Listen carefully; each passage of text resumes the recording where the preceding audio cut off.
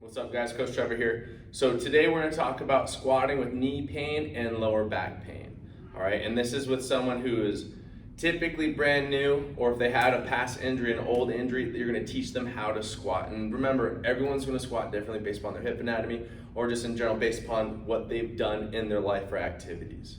Okay, so first thing we'll go over is basically the knee pain position. Okay, so if someone has knee pain while they're squatting, this is a good variation you can use that is still body weight where you don't have to put them on the TRX straps. And remember, TRX straps are always a good solution for people that are in pain, because just in general, elderly people can use TRX straps, okay? So if they can do that, pretty much anyone can use TRX straps because they can use that as a resistance. They can take the weight off of their body and the load off their body in general, okay? So when it comes to knee pain, one of the best things you can do is change the shin angle while they're squatting.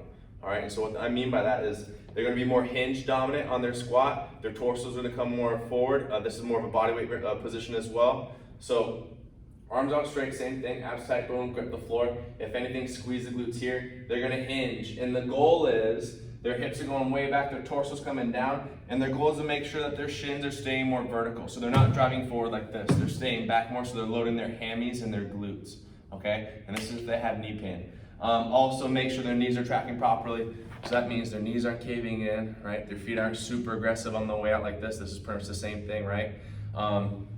So when they're doing this position, they should feel a lot more in the hammies and the glutes, all right? And if anything, they can lean forward more. There's nothing wrong with that. Drive up, stand tall, okay? So hips back first, boom. Keep that shin angle more vertical, or as vertical as possible. Weights definitely in the heels, and then drive up and then stand tall, okay? And that's just to teach someone who has knee pain how to squat, okay? Eventually, they might be able to do goblet squats. If you help them out some ankle mobility, maybe some hip mobility, they might feel better later on, but that's a good starting point for someone. Next thing we'll talk about is if someone who has lower back pain when they're squatting, okay? So first off, make sure the back's not changing position, right? They're not overarching or it's not winking at the bottom of their squat. Typically, hopefully they have good ankle mobility. If anything, you can put plates underneath their heels, give them a false sense of ankle mobility. So when they're doing this squat, big chest, make sure they get more of an aggressive knee bend when they're doing this. So hips going back, boom, knees are coming out, knees are coming forward. So their torso's more upright. They're not hinging on it like this. Their torso's much more upright, weights in the midfoot, and then drive up, stand tall, squeeze the glutes. Again, hips back, push those knees out. They're trying to do their best to keep their torso upright. If their knees go past their toes, that's totally fine as long as they keep their feet flat and the weights in the midfoot, all right? If their heels are coming up, no bueno, okay? Well, just for now. No bueno for now if they're newer, okay? Like I said, if their heels are coming up, put some plates underneath it. There's nothing wrong with that.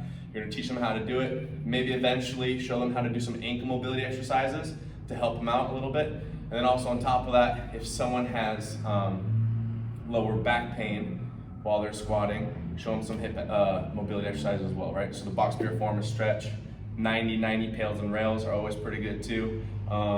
And just make sure, if we can, always refer out if there's an issue that you can't figure out in the long run.